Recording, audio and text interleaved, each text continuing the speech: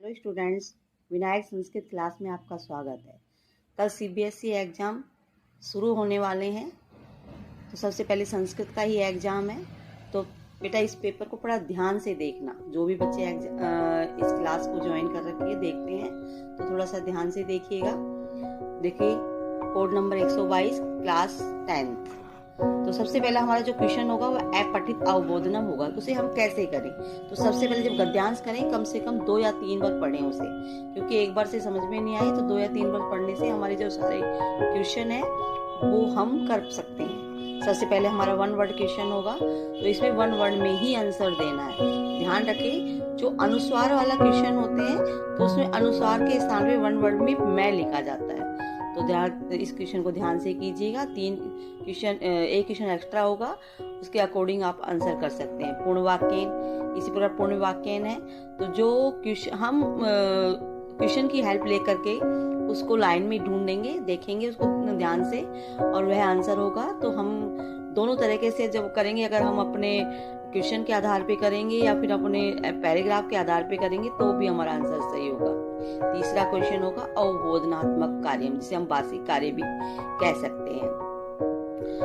तो शीर्षक लेखनम में जो टॉपिक पर हमारा गद्यांश है वो किस टॉपिक पे है उसके आधार पर शीर्षक लिखेंगे। जरूरी नहीं है कि सभी का शीर्षक एक सेम हो, हम अपने अकॉर्डिंग अलग अलग शीर्षक लिख सकते हैं, लेकिन शीर्षक लंबा नहीं होना चाहिए, बड़ा नहीं होना चाहिए।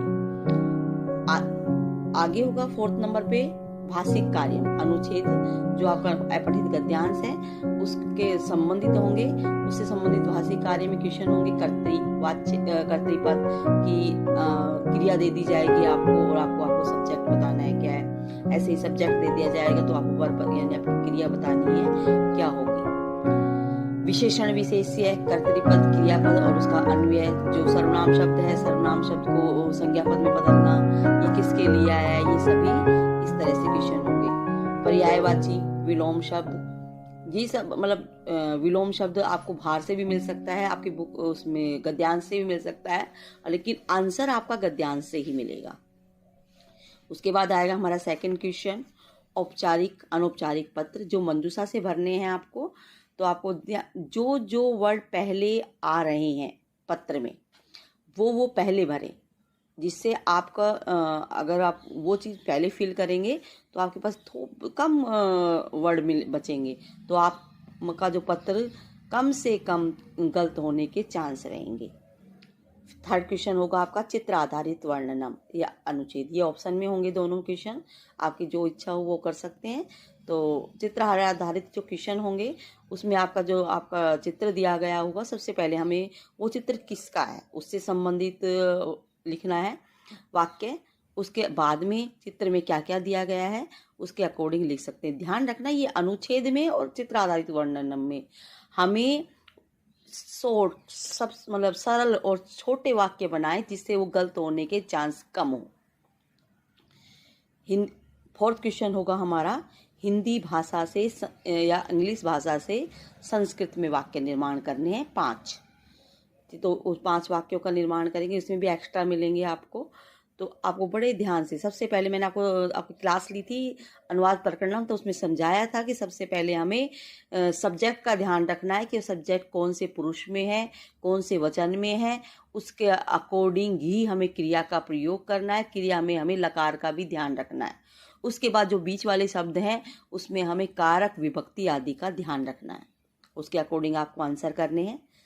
5th नंबर, इसके बाद हमारी आती है अनुपयुक्त व्याकरण, जो 25 नंबर की आएगी आपकी 20। लेकिन ये जो आपकी बुक है सेमोशी, उस अधिकतर क्वेश्चन उसी से आते हैं, इसलिए प्लीज बुक का पार्ट है उसको बड़े ध्यान से पढ़ना। बुक पार्ट को बड़ा ध्यान से पढ़ना, क्योंकि उसमें जो संधि समास प्रत्यय ये जो हैं अव्यय हैं वो भी अधिकतर उसी में से टकराते हैं। थोड़ा ध्यान से देखिएगा बेटा, क्योंकि छोटी सी पतली सी बुक है, उसको थोड़ा सा ध्यान से देखेंगे तो आपके नंबर जितने आप पाना चाहते हैं उससे ज़्यादा पा सकते हैं। संधि में आपके सिर्फ 2 ही संधि है, व्यंजन संधि और विसर्ग संधि, स्वर संधि नहीं है इसमें। तो व्यंजन संधि में भी 2 ही है, जसत्व संधि है और एक है परसवरण संधि। तो इसमें सबसे सिंपल सा ध्यान रखना है कि यदि वर्ग के प्रथम वर्ण आ रहा है और उसके बाद में किसी वर्ग का तीसरा, चौथा या रवैया जो भी है वो वर्ण आ रहे हैं, पांचवा मत देखना क्योंकि पांचवा पंचम वर्ण में आ जाता है, इसीलिए मैं वो थोड़ा सा ध्यान से रखना इस बात को। तो पहला जो वर्ण है उसको हमें तीसरा वर्ण बना देना है और तीसरा है तो उसे पहला बना देना है। परिवर्तन, और ये प्रथम वर्ण का पंचम वर्ण, अगर पांचवा वर्ण दिया हुआ है लास्ट में तो जो पहला वर्ण है उसे हम पांचवा बना देंगे। जैसे स्यात प्लस न, तो तय है उसको न करना है, पांचवा वर्ण करना है, क्योंकि उसी वर्ग का पांचवा वर्ण करना है। आ गया समझ में? तो ये जो मैंने संधि करवाई थी उसमें थोड़ा सा ध्यान से देख लीजिए, क्योंकि जो ज़्यादा अधिक से अधिक एग्जाम्पल मैंने इन्हीं संधियों के करवाए हैं। फिर है आपका विसर्ग संधि। विसर्ग संधि में उत्व विसर्ग संधि, रत्व विसर्ग संधि, विसर्ग लोप संधि और विसर्गस्य स्थाने सत्व यानी स संधि है, स। तो मैंने ये भी समझाया था कि विसर्गस्य उत्व यानी इसके दो भाग हैं। अगर ए के बाद में ए आ जाए तो पहले वाले ए को तो ओ करना है और बाद वाला जो ए है उसे अवग्रह चिन्ह बना देना है। दूसरा है यदि व्यंजन आ जाए, तीसरा चौथा पांचवा अक्षर आ जाए तो पहले वाले ए को ओ कर देना है। जैसे बाल्य प्लस गच्छति तो बालो गच्छति। रत्व विसर्ग संधि, ए और आ को छोड़ करके यदि कोई मतलब स्वर आ जाए तो वहाँ पर हमें ओ के स्थान पे रे करना पड़ेगा। जैसे बही प्लस आगच्छति तो बही में ई है तो वहाँ करेंगे। लेकिन अगर कोई अव्यय है और उसमें ए आ रहा है, जैसे पुनः प्लस आगच्छति तो पुनः क्या है, अव्यय है, तो वहाँ पर ये नियम लागू नहीं होगा। वहाँ पर अव्यय होने पर उसको रे ही आदेश होगा, पुनरागच्छति शब्द बनेगा। क्योंकि कई बच्चों को समस्या हो जाती है कि मैम अब क्या करें, तो उसमें क्योंकि रे बना हुआ होता है कि आपने तो नियम ये बताया था, लेकिन अव्यय में अगर ए आ रहा है तो वहाँ पर रे बनेगा। विसर्ग लोप संधि, विसर्ग लोप संधि में जो यदि स और ऐसे शब्द है और उसके बाद में कोई स्वर आ रहा है तो हम, या कोई व्यंजन आ रहा है तो वहाँ विसर्ग लोप संधि होगी।